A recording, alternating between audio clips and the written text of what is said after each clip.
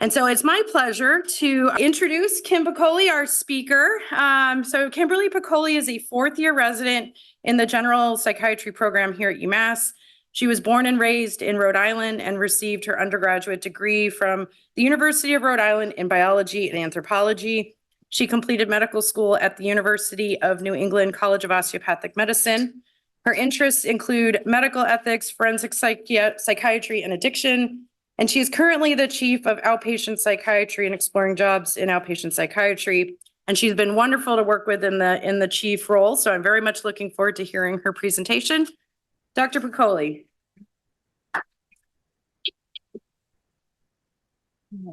Well, thank you, Dr. Harrington, for that introduction. So the title of our discussion today is Medical Aid in Dying, a review of current practice and challenges in psychiatry. I have no actual or potential conflicts of interest in relation to this presentation, but medical aid in dying or physician-assisted suicide is a controversial topic that's being debated in the country and around the world. I chose to talk about this today for a few reasons. The first was just general curiosity. It's not a practice that we see in Massachusetts, but it's been brought up during some of the patient cases that I've seen. So I wanted to better understand it, and I thought it would be helpful for everybody else too. Also, I know that while it's not legal in Massachusetts right now, there's proposed legislation that would legalize it. So the discussions are happening in the state.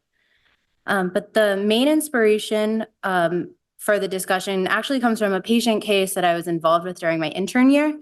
It was a man with terminal cancer. He was told by his oncologist that he likely had 1 month or less to live. And 2 weeks after that news, he intentionally overdosed on prescription pain medications in his home. He was brought to the hospital for evaluation, and he wasn't admitted for medical reasons. There were no significant medical sequelae from the overdose, but he was admitted to coordinate his care. He had told evaluators that he had wished a physician would have been able to help him end his life, and he was found to meet Section 12 criteria, but at the same time, everybody acknowledged that he would really be best served by hospice. There was a lot of discussion about the impact of the next steps in his treatment. After a complicated hospital stay that involved an ethics consult, a second psychiatric opinion, and a lot of family meetings, ultimately, 10 days later, he was discharged to inpatient hospice and died within the week. The case brought to mind for me the obvious question of whether a patient like this would have benefited from medical aid in dying. According to him, he had a lot of cancer-related pain, he had lost a sense of independence, and he was in fear that his condition would worsen, as it likely would, and he didn't feel like his quality of life was acceptable. A lot of the psychological suffering came from the uncertainty about what his experience would be like in the very certain event of his death. Would he have had a, quote, better death if he was given some control over the process? Or were some of the contributing factors, at least in some part, modifiable? And if he had more support or different resources available, would he still have had that desire? Well, those questions probably won't be answered today. My goal is for us to all better understand the practice of aid in dying as it stands today. And I hope that this hour will be informative and look at the issue from different sides. So to that end, our objectives today are to understand the historical context of euthanasia and aid in dying, define the current legality and implementation in the United States. We'll spend a little time talking about Canada and some European countries where MAID's been practiced for decades, but we'll focus primarily on the US. And we'll explore some of the ethical considerations, or at least start to, and exhaustive exploration would take much more than an hour, but we can start the conversation. And we'll explore the role of mental health providers.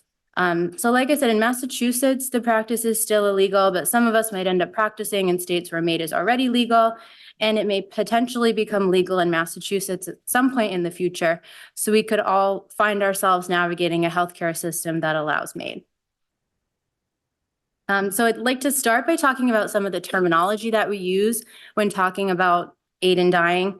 There's not a real consensus about which words to use, but I'll try to make a distinction for the purposes of our talk today. So one of the terms that we'll see is the word euthanasia.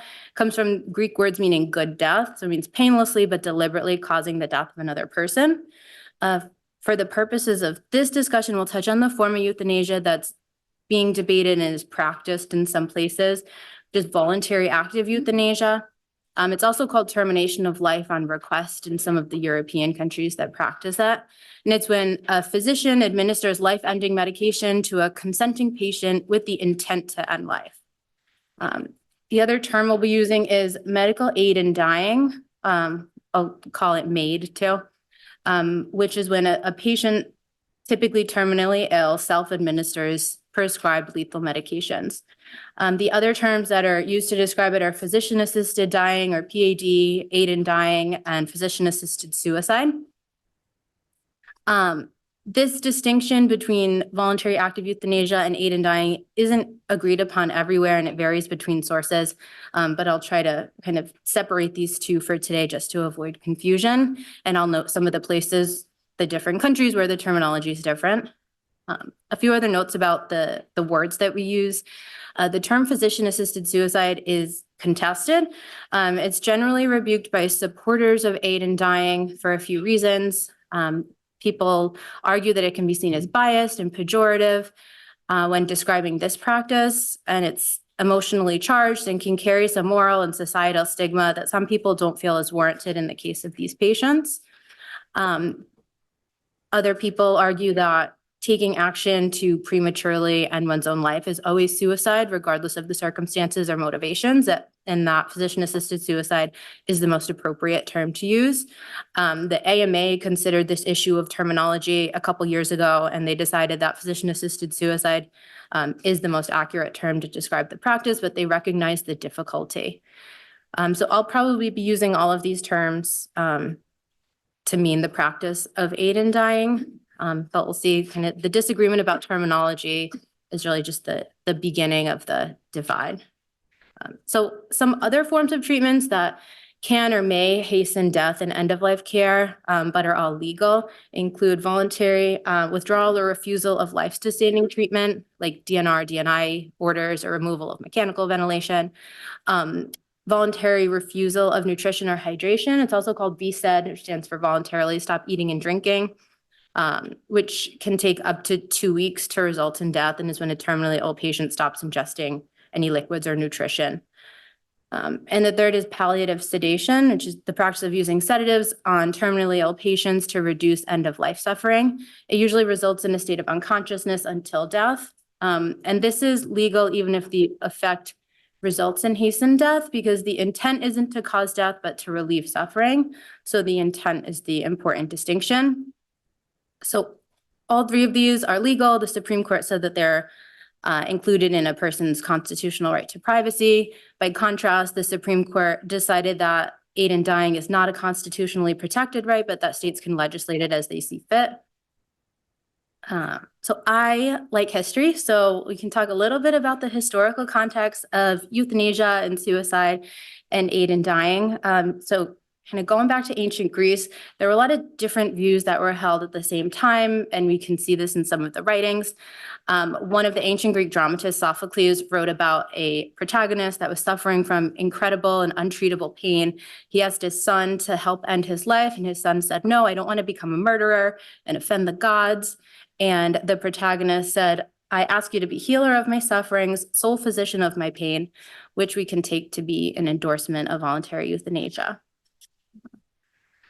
At the same time, the topic came up in the Hippocratic Oath with the line, "I will not give a lethal drug to anyone if I am asked, nor will I advise such a plan," which people can take to mean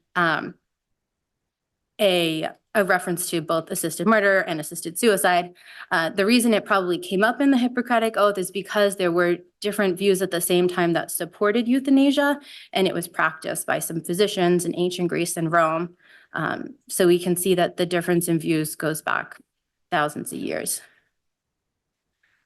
Traditional religious views of Islam, Judaism, Christianity all considered euthanasia and suicide to be sins, which is part of the current debate.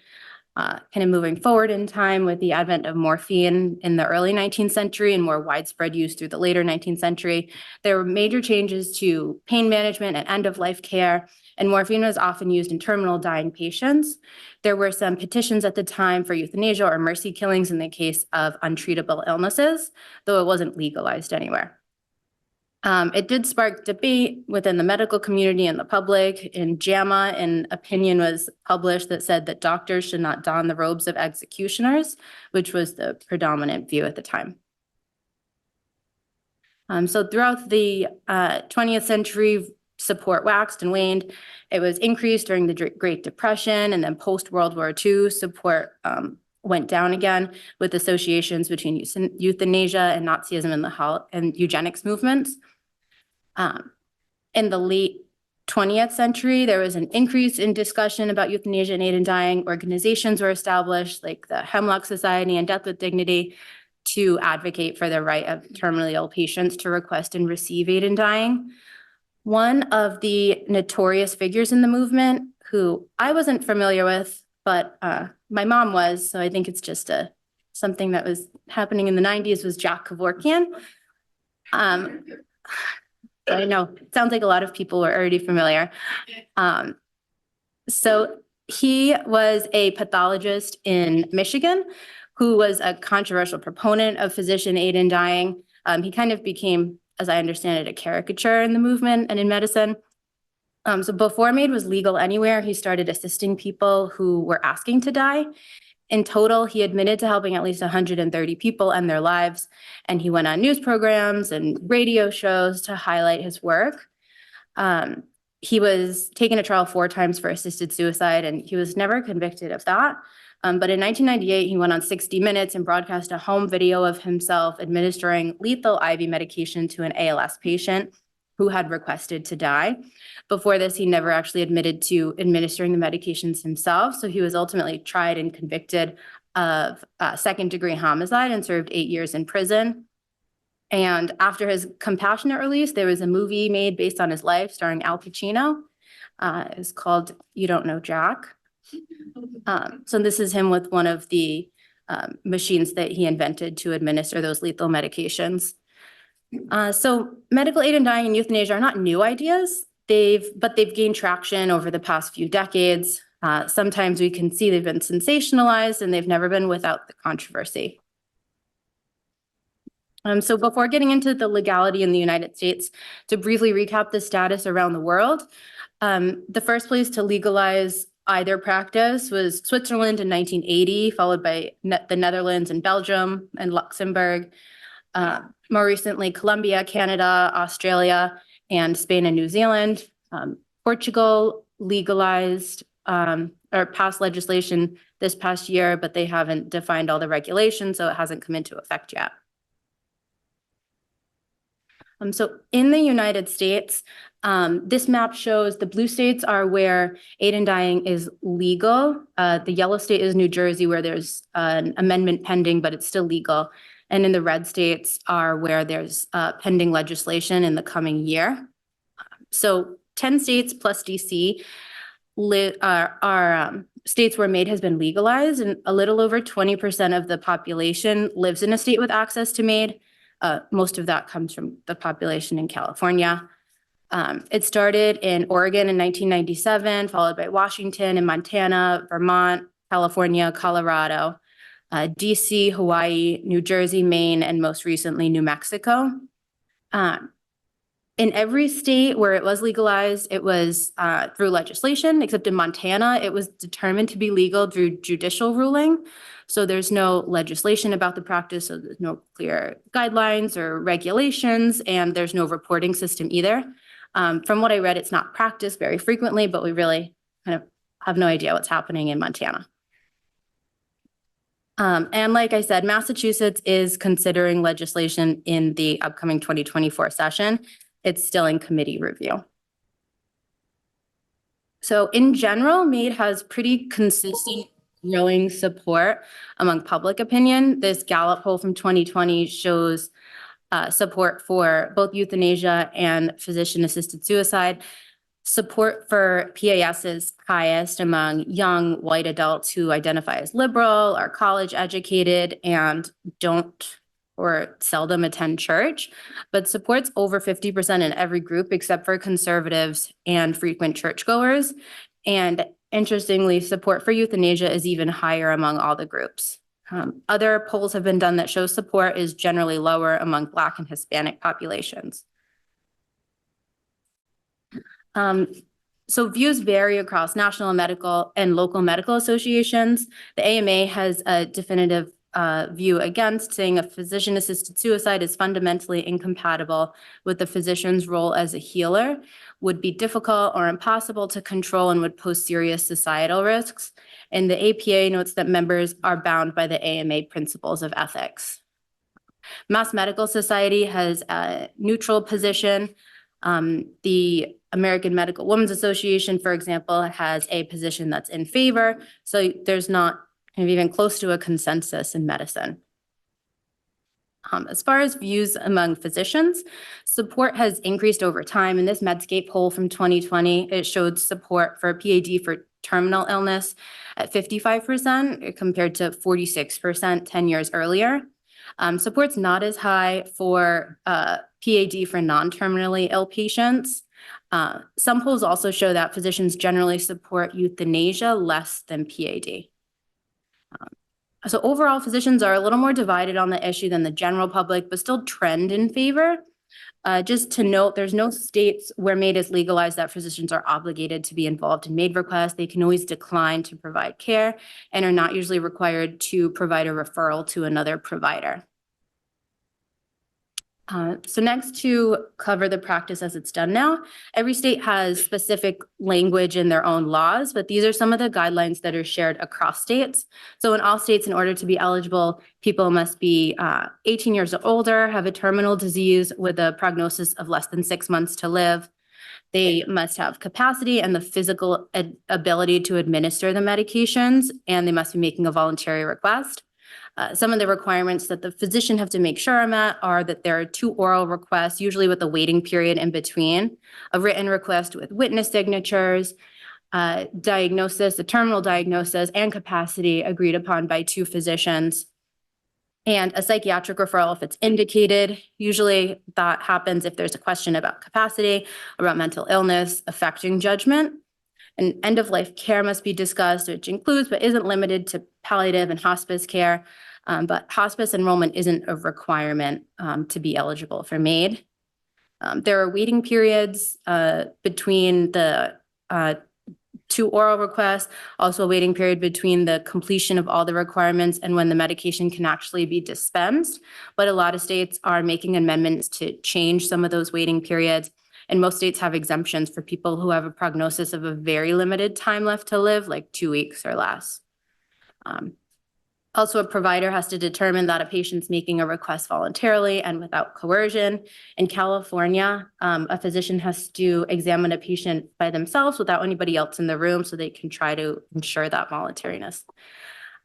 And there's reporting systems. Deaths have to be reported to the states, but they all have different processes and criteria that have to be reported. In addition to all of these requirements, healthcare institutions can have their own requirements, like necessary referrals or ancillary supports, as long as they're not overly burdensome to patients. So as far as access, it first depends on a patient's state of residence. So people must live in a state where MAID is legal, except in Vermont and Oregon, which have done away with their residency requirements. So people from out of state can come into the states and access MAID. The cost of the medications is between $300 and $5,000. The cost of medications isn't covered by Medicare or federal Medicaid funds. Sometimes it's covered by state Medicaid programs and some insurances. Some barriers to access are healthcare literacy. The process first requires a physician that's willing to complete the process, and it requires several appointments and consultations. It can take days, weeks, or even months. So it's pretty labor intensive. And some people have said that it requires a very capable advocate to be acting on behalf of the patient in order to make sure all the requirements are met. So in a few slides, we'll see there are some groups of people that are accessing MAID to much higher extent than others. Whether that difference is because of access or because of difference in values still isn't really clear. So the medications that are used, barbiturates like secobarbital and pentobarbital used to be the ones that were predominantly used, but they've become increasingly difficult to get, and when they are, can be really expensive. So the most common meds used now are a combination. I included the 3 most common combinations. They all include diazepam, digoxin, and morphine, and either amitriptyline, phenobarbital, propranolol. They are usually prescribed with an antiemetic to prevent nausea and vomiting. It's a really large quantity of pills or capsules to take, and it's quite bitter. So it's mixed with a sweet liquid like an applesauce or a juice. And it should ideally be ingested within less than 2 minutes in order to be effective. It can be administered orally through feeding tubes, rectally, or through an ostomy. As far as the intended effect of the medications, Oregon reports data about the time to onset of coma and time to death. So they report the average time to coma to be 5 minutes and then the time to death to be about 30 minutes, but there's a wide variety. It can take minutes, hours, days in some cases. And the ingestion can't happen in a hospital or a public place, so the majority of times it's happening at home. And usually there's no requirement for another person to be present at the time of death, but usually there's either a family member or healthcare aide, rarely a physician. Euthanasia, where it's done, is done by coma induction with a barbiturate and then neuromuscular blockade, usually rocuronium, which results in respiratory arrest and death.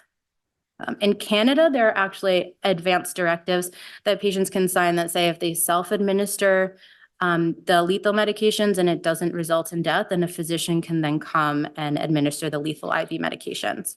But there's no real standard guidelines for medications, at least in the US. There seem to be more clear guidelines for the medications used in euthanasia. So next we'll cover some of the epidemiology, talk about rates and patient characteristics, and some reasons for requests for the patients who use MAID. This is one of the summary tables of some of the available data, but there's difficulty because of those differences in reporting systems. There's concerns about underreporting, and then there's no Montana. As for those differences in reporting, for example, you can see Colorado is required to report the number of prescriptions that are written or dispensed, but they're not required to report the number of deaths that result from ingestion. And I found it interesting in Colorado, it's required that on the death certificate, the underlying illness is the cause of death and not ingestion of a lethal medication. So it's kind of impossible to retrospectively go back and see how often people are utilizing this. But in total, over 6,000 people in the US have died using lethal medications through MAID. Based on the number, about 2/3 of the patients who receive prescriptions end up ingesting and dying from the medication. There's some different reasons people give. Some people report peace of mind, just knowing that the option is there, so they don't end up ingesting. Some people die naturally before they ingest the medications, and there's probably some reasons we don't know. So in the next couple slides, we'll look at some of the data tables from Oregon with statistics. I chose Oregon because they have the longest collection of data, even though it's not representative of the entire country, certainly demographically. Those tables are a little dense, so I tried to summarize some of the major points, and these are trends that we see in every country that have MAID processes, not just specific to Oregon. So in general, the ratio of males to females are roughly equal. The average age of patients who die using MAID is in the mid-70s. They're overwhelmingly white, over 90%. Most have a cancer diagnosis. The majority are hospice enrolled and insured, and most are college educated. About 3/4 have some college education, and over half have a bachelor's degree or higher. So looking in Oregon specifically, MAID deaths were 0.6% of the total deaths in the state in 2022. The males were roughly equal to females. The average age was 75 and they were 96% white. This table I find helpful because all the way on the right, it shows the total number of deaths since it was legalized, and then towards the left are the 2 most recent years. You can say that a lot of the numbers are pretty consistent kind of across that whole time. Looking at a little more of the information, most people have at least some college, most are hospice enrolled, 64% were cancer diagnoses. Usually the most common diagnoses are cancer and then neurologic conditions like ALS, followed by cardiac and pulmonary disease. 3 of the patients who died from using the lethal medications had been referred for a psychiatric evaluation, but we don't know kind of the information about the people who requested MAID who were referred for psychiatric evaluation and how many of those people were declined because of the results of the evaluation. So that's kind of a piece of missing data.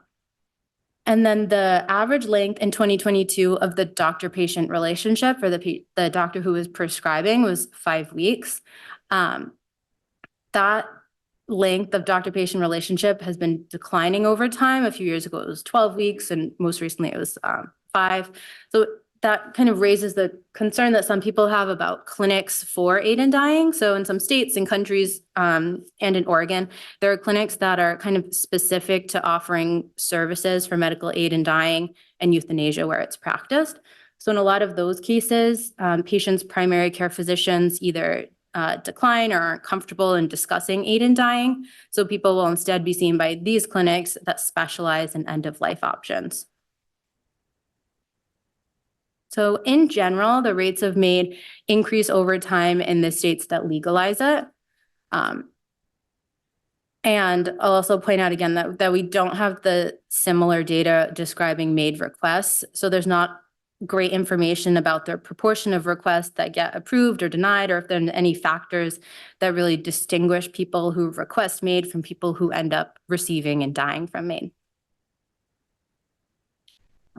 And as we saw in the previous slides, over 90% of the patients who use aid in dying are white. We don't know the exact reasons, but we could look at some of the historical and cultural context, and it can bring up some questions. First, I'll point out there have been and still are concerns that physician-assisted dying would be disproportionately used by people who are socially vulnerable, including racial minorities. We've seen that hasn't been the case, and that actually a very small percentage of MAID deaths are in racial minority groups, but some people wonder why. A few reasons have been proposed. One explanation is the disparity in end-of-life care. So historically, minority groups have not always had or have not had equal access to information and quality healthcare across the entire life course. And that includes end-of-life, or Black and Hispanic populations are underrepresented in hospice services. Also, because of the inequities that already exist, there's mistrust in the healthcare system that probably extends into end-of-life care and physician-assisted dying, which could explain some of those differences. Another view is that differences in cultural and religious values probably impact certain groups' preferences around end-of-life care and dying, making them less likely to pursue physician-assisted dying. People who identify with cultures that are more collectivist, like East Asian, Latin, African, might be less likely to request MAID because of the family and community systems that they already have in place. But for some, there's the concern that while physician-assisted dying isn't the norm right now, if it were to become more accessible and more accepted, then it would start to impact the socially vulnerable groups more. And that if the healthcare system regarded physician-assisted dying as a recommended treatment, then maybe marginalized groups would feel compelled to comply. For the patients who are already accessing MAID, we can take a look at some of their motivations where we see trends as well. So data from Oregon looks at some of the common reasons that people report for requesting MAID. They include the loss of ability to engage in things that make life enjoyable, the loss of autonomy, and the loss of dignity. Pain or loss of bodily functions is usually cited as a reason less than half of the time. So we can see that most of the time requests for death aren't made because of explicit physical factors like pain. Seems like more often patients are requesting MAID because they don't see value in continuing life as it is. They feel like they're not able to engage in a way that they find acceptable. So we already know that there's a lot of a lack of adequate and accessible end-of-life care in the country. And maybe if we have a better understanding for some of these motivations, we could identify some supports or services that could be implemented to better care for people in the end of life. So what's the role of mental health providers right now when it comes to physician-assisted dying? So in states where MAID is legal, psychiatric referrals aren't mandatory, except in the state of Hawaii. But some healthcare institutions are making psychiatric assessments as mandatory parts of their own MAID procedure. But more generally, mental health providers are asked to evaluate patients if there's a question about capacity or about mental illness affecting judgment. Based on some of the limited data that we have from Oregon, between 1% and 5% of MAID recipients over time have been referred for psychiatric evaluations. But that number has actually been going down over the years. And there are mental health concerns that are more specific to terminal illness.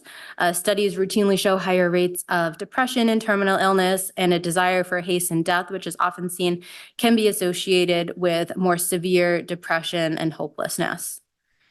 In Oregon specifically, there have been some concerns. One small case study looked at patients who had already been prescribed lethal medications and found that a few of them met criteria for depression and ended up ingesting the lethal medications without ever being seen for a psychiatric evaluation.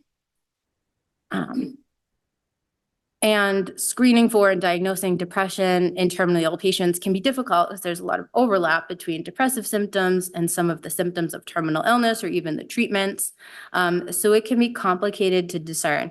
Even when it is diagnosed, it can be really hard to say whether or not the mental illness is affecting the person's judgment when they're requesting MAID. We know a lot of people with mental illness do retain their medical decision-making capacity, but we don't exactly know how that translates to MAID requests. So while mental health providers aren't necessarily involved in MAID requests in the US right now, they often are in places where assisted death and euthanasia for mental illness are already available. So that brings us to Canada. In Canada, MAID was passed in 2016 and has received a lot of attention as it's further eased restrictions to accessing MAID in the recent years. So in Canada, they refer to the process as medical aid in dying, but it includes physician-assisted dying and euthanasia. So in 2021, there were amendments that were made to the laws based on a Supreme Court ruling that found the criteria of a terminal diagnosis with a reasonably foreseeable death was discriminatory towards people who were otherwise suffering. So they included some different criteria in their law. Now the criteria is that a person must have enduring and intolerable physical or psychological suffering that cannot be alleviated under conditions the person considers acceptable. So this change in criteria meant that mental illness would be a qualifying diagnosis, but it was put on pause for several years to further study how that would happen. Unless there's another extension, MAID for mental illness will be available in Canada as of this year, so in a couple months. But Canada isn't the only country that allows physician-assisted dying and euthanasia for a sole diagnosis of mental illness. It's been done for years in Switzerland and Belgium and the Netherlands, among some other countries.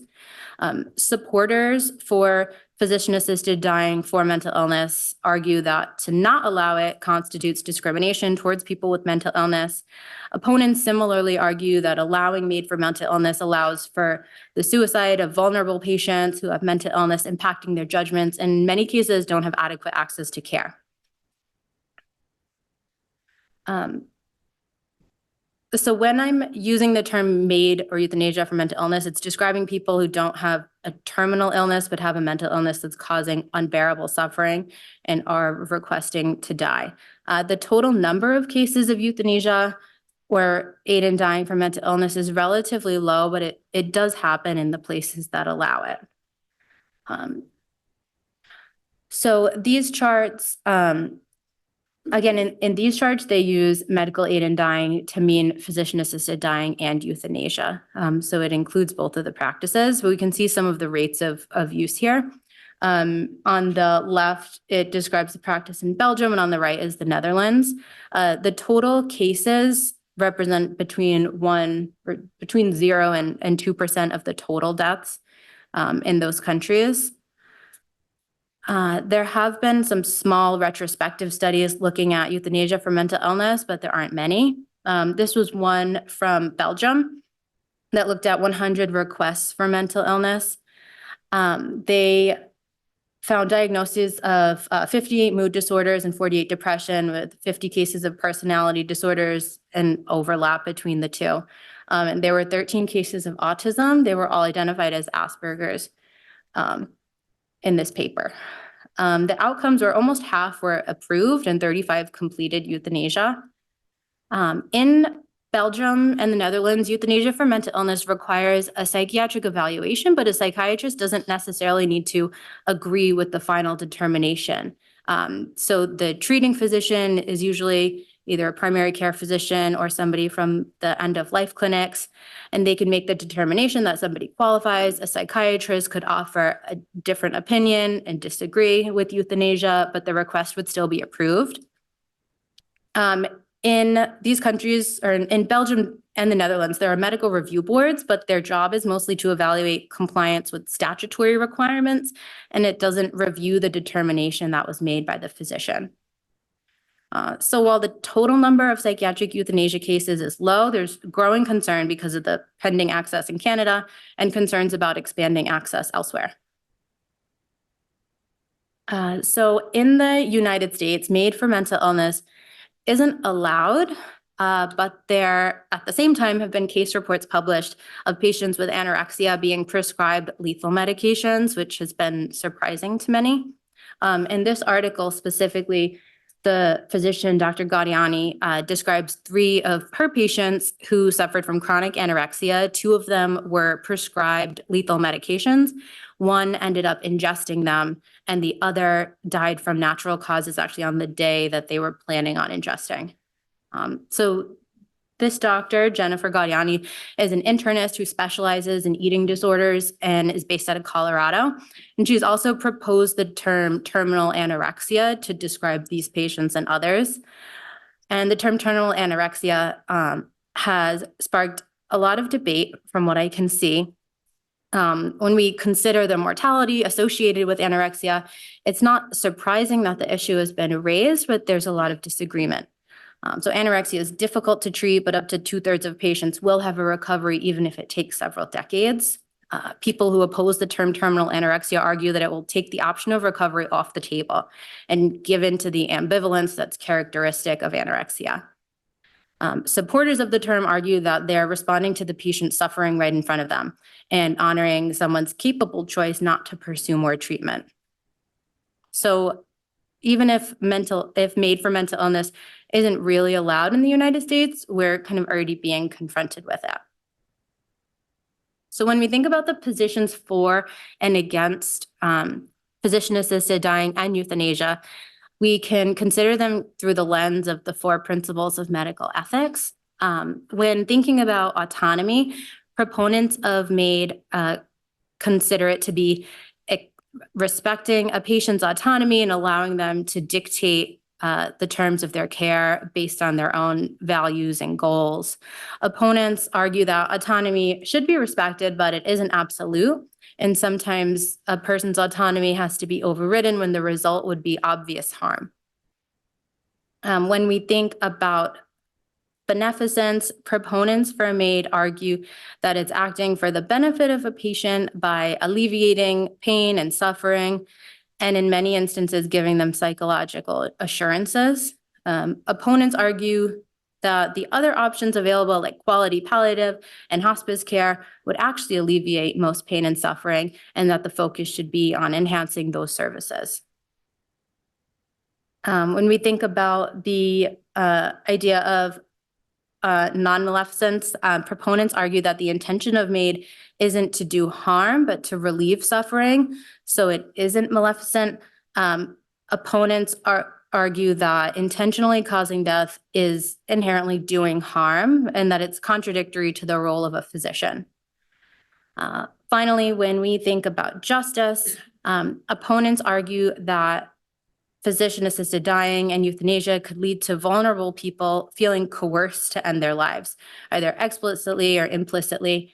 Some people might feel obligated to die in order to alleviate the burden on others. Other people might feel like physician-assisted dying or euthanasia is the only option if they haven't been offered adequate alternatives. There's a concern about a slippery slope, and people often point to the ways that access has already been eased in the countries that have legalized it. Proponents, on the other hand, argue that there hasn't been evidence of misuse or coercion in the decades since the practices have been legalized, and that legalization would bring even more transparency to the process and ensure that it is not biased or discriminatory. One place that everybody does seem to agree is that there have to be efforts towards improving access to quality end-of-life care, like palliative, hospice, and home services. So MAID for mental illness is very complex, but I'll highlight a few of the points here. First, I'll say all the arguments that can be made for and against MAID for terminal illness also apply most of the time to MAID for mental illness. But for people who are in favor of access, they argue that people with mental illness can have severe and impairing suffering, and that it would be discriminatory not to allow them to access MAID when they've theoretically exhausted all other options. They also argue that mental illness doesn't necessarily preclude a person from having the capacity to make that decision. On the other hand, the arguments include the difficulty in defining irremediable suffering. Mental illnesses are difficult, but not impossible to treat in most cases, even if it takes several years. The majority of cases of MAID or euthanasia for mental illness are requested because of depression. And people argue that it's probably or definitely impossible to exhaust every available option for treatment. Another argument is about capacity. So if the mental illness is affecting a person's values or perceptions in a way that distorts their reasoning, which we often see, it can mean incapacity. And especially in a decision as important as death, this has to be considered. Another point is about suicide prevention. So suicide prevention is one of our overarching goals as mental health providers. So we involuntarily commit people to treatment who we deem to be at risk of suicide. So how would we argue that practice within assisting in the suicide of other patients? One final thought is about the therapeutic relationship. So countertransference, we know it can be powerful. So if a provider considers a patient's case to be hopeless and untreatable and without any chance of recovery, then how would that affect the patient? To highlight some of these struggles that I mentioned, specifically about capacity, I thought I'd include one of the views of our guiding light in capacity assessments. So Paul Applebaum wrote about how difficult it would be to determine a patient's capacity for MAID in the setting of a psychiatric illness as their primary diagnosis. He said, although patients must be competent to request PAD, even the most skilled of psychiatric evaluators will find it difficult to ascertain the extent to which the patient is making a judgment independent of the influence of the psychiatric disorder itself. This is particularly true for depression, in which the desire to end one's life is a common manifestation of the disorder. Other than for flagrant psychosis, which seems barely represented in the cases reported to date, the competence requirement will provide little check on the use of PAD in psychiatry. So this definitely, I think, should give psychiatrists pause to think about whether or not they would adequately be able to assess capacity in a patient with mental illness who is requesting assisted death. So just to summarize, this is not a simple discussion. I think anybody who comes to a definitive opinion about the topic is doing so after some really heavy self-examination. I'd like to leave time for comments, so I'll end with the first principle of the AMA Principles of Ethics, which says that a physician shall be dedicated to providing competent medical care with compassion and respect for human dignity and rights. So I think this shared value might lead people to draw different conclusions about important issues like aid in dying, but at the same time, we can recognize that our common commitment to patient care is always the shared goal. Thank you.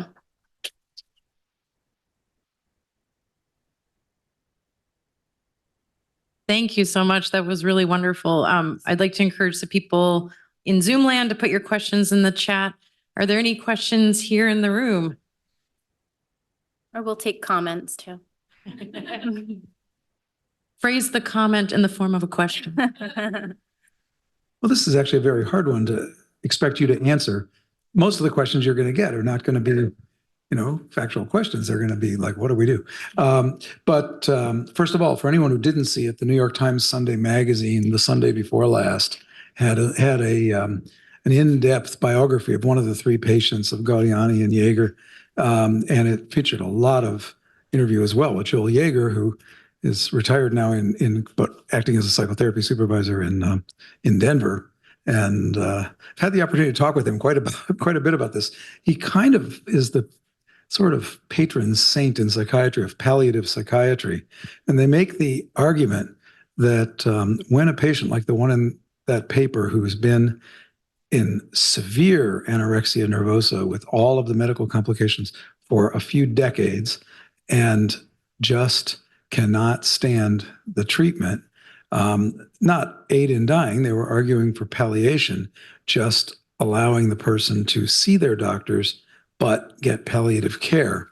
And I found it very convincing because up until then, I hadn't considered that myself. It kind of changed my mind. When I was a PGY2 resident, I had a patient who died by suicide. And this is a person with a severe personality disorder and multiple close brushes with suicide before that. And my supervisor said, we have terminal illness in psychiatry too. And one of them is severe borderline personality with double depression. And I have never actually decided what I think about that. But I'm very concerned that as a field, we're going to now have to deal with deciding under what circumstances this makes sense. Because when somebody has treatment-resistant depression, we have an algorithm and go through it, right? But and it's hard to accept that there's any depression that's not treatable because are you going to say that everything has been tried? Well, probably not in most places. But with something like anorexia nervosa, where someone is suffering medically and has been through several treatments, I found that to be more compelling, and it changed the way I was thinking about things. So congratulations on bringing the subject up. I don't recall having this discussion at Grand Rounds before, but I'd be interested to hear what people in the department think about psychiatric disorders and MAID. Great talk, Kim. Really enjoyed it. I have a question about how the caveat of the fact that in physician-assisted suicide, the patient has to administer the medication themselves, how that plays out in patients with ALS or other disorders where they can't physically, ingest it or with a feeding tube or, anything like that. So that's one of the concerns that's been raised, that there are concerns by some people who are supporters of MAID that some people are ingesting the medications earlier than they might have otherwise because they're in fear of not being able to physically administer the medications. So that's one of the ideas that I came across. Also, there is discussion, that people are not actually self-administering the medications when people are being administered through like a feeding tube. Oftentimes a nurse or someone else is preparing it, but the expectation is that the patient gives the final push of the syringe. So I think there's kind of areas where we can see that that's likely not happening in every situation, but it wouldn't be considered to be legal. But as far as I know, there haven't been like charges brought against somebody who actually ends up assisting someone, probably because usually it happens in the privacy of people's own homes. Thanks for this talk. I had a question about the kind of nitty-gritty practicalities of implementation of the law. So theoretically, one could be pro or con physician-assisted suicide or MAID, but then the question is, how's it implemented? So the current bills in Massachusetts would, it says physicians aren't required to participate, but it later says, actually, you do have to either refer or transfer the person if you're not required. I mean, if you're not going to directly write the prescription. And another part that I thought was interesting is that the assessment of mental capacity, looking for specifically psychiatric, psychological, or depression reasons would be legislated to be done by a licensed mental health professional. So here in Massachusetts, that includes psychiatrists, but also includes psychologists, psychiatric social workers, psychiatric nurses, mental health counselors, school counselors, marriage, counselors. Have you seen in the reporting also it's self-report? There's no like pharmacy level automatic reporting of a made prescription. Have you seen in other states, comparing other states' practices to the ones currently being proposed for Massachusetts? Have you seen anything where it's much more rigorous than that? Yeah, so as far as who is able to do the psychiatric assessments, I've seen similar laws in other states where psychologists and social workers are able to do those capacity assessments. Also, several states have amended their laws so that nurse practitioners or PAs are allowed to evaluate patients and prescribe the medications. As far as the reporting, I didn't come across anything as far as I know in some states, pharmacists are required to report the dispensing of the medication. So my idea is that it's cross-referenced, but I didn't see anything that would be an ideal reporting system. I think people use the Oregon system to be kind of the gold standard, but we know that there's flaws in that as well. So I didn't see anything that would be comparable as the ideal. So a couple of comments and then a question. One is that I think there's another aspect of this that we haven't really considered is the social aspect of whether we find the right of people to decide whether they live or die is acceptable. And in some ways, it's appeased by putting it on the medical community because there's people thinking about it and we're making these decisions. And, being married to an internist, I was asked, well, what is terminal in psychiatry? Are you the only field that doesn't actually have a terminal illness? And so I give credit to the folks that are trying to define this, but it is a really complex issue. And I think it may perhaps have come up with eating disorders first, in part because treatment is so limited for eating disorders and we don't do a very good job of treating it holistically. We either treat it medically in terms of a nutritional deficit or psychiatrically in terms of, OCD symptoms or concrete thinking and those kinds of things. So it's not surprising it comes up there first. And so that leads me to my question is, did you find any other articles in your research that kind of attempted to define what a terminal illness in mental health might be? I did not. I'm sure there are articles that talk about it, but in trying to avoid all the rabbit holes that I already dove down in this presentation, I tried to limit it. I mentioned to Pat the number of tabs open on my computer right now is a little ridiculous. But yeah, I'd be interested to look into it and say I'm not familiar. I know the terminal anorexia diagnosis kind of has their criteria. I think it's over 30 years in age, have attempted high level care. So I imagine that if that definition were to be proposed to different conditions, they would maybe have comparisons. Well, thank you. And you did a wonderful job presenting both sides of it. And I'll just say that for the eating disorder case, and Dr. Benjamin and I had talked about this a couple of years ago, it was really interesting. And they addressed this in the New York Times article. So anybody who hasn't read the New York Times magazine article, it's worth reading. While there may be less debate about the terminal definition of anorexia nervosa, because I think a lot of people that treat it understand that there's refractory cases, the cases examples that they used in the paper were fraught with difficulty, which they did attempt to directly address in the article.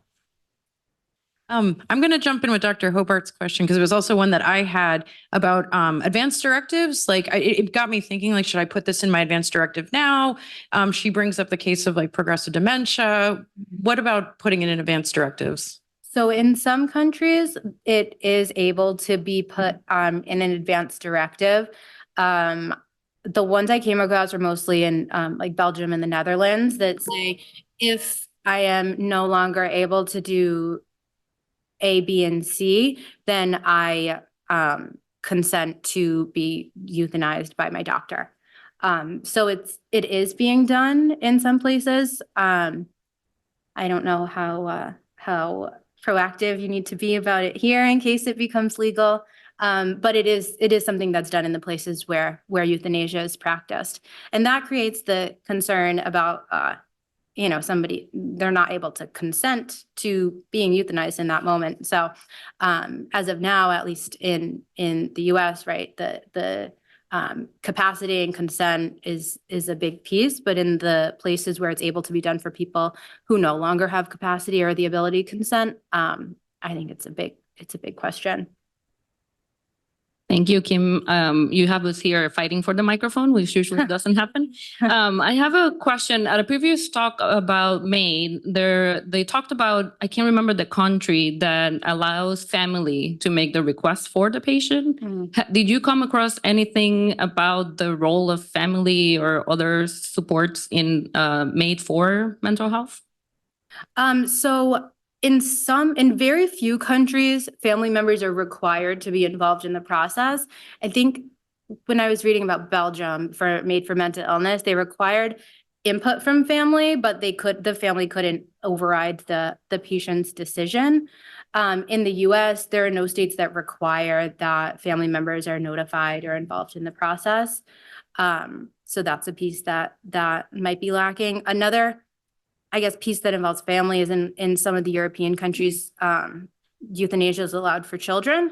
So in those cases, in a couple of countries, it's 12 and up. In some of the countries, it's kind of all ages. So in those cases, what I read is that the child has to request it, and they have to be evaluated to see whether they're capable of making that decision, which seems kind of impossible with the lack of a really solid frontal lobe.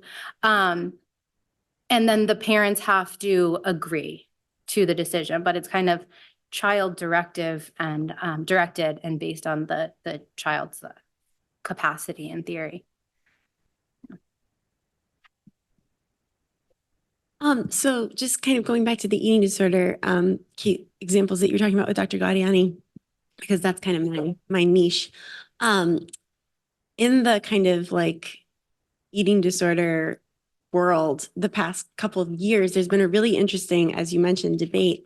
And I think something that I appreciate, having worked at all different levels of care, is a point that was brought up that there is a really high number of suicides in people who are diagnosed with eating disorders, and that would the option for physician-assisted death for these folks, would it, A, improve their therapeutic relationship and trust, and B, would it reduce the harm and suffering that may be resulting when people are taking this into their own hands? Yeah, I think those are really good points. And like you said, the cases of eating disorders, I think, kind of best exemplify some of these struggles that we have when considering MAID for mental illness. Some of the arguments for physician aid in dying and euthanasia in general is that it is a safe, less traumatic death for patients and their families. So that is one of the arguments. And having the option of physician aid in dying, like you mentioned, and like we mentioned, can create some of that psychological assurance. People have described that just having, either been approved or having the medications has made them feel like they have an option in a situation that otherwise felt like there was no escape. So sometimes that even gives people, motivation for recovery. And I've read about cases of anorexia who are people receiving some palliative interventions, and that kind of gives them enough strength, physical or psychological strength, to be able to then actually attempt recovery when they weren't able to before. Well, it's 1 o'clock, so we have to finish up. I'm sorry we didn't get to all the questions, but thank you so much for really thought-provoking grand rounds. Thank you.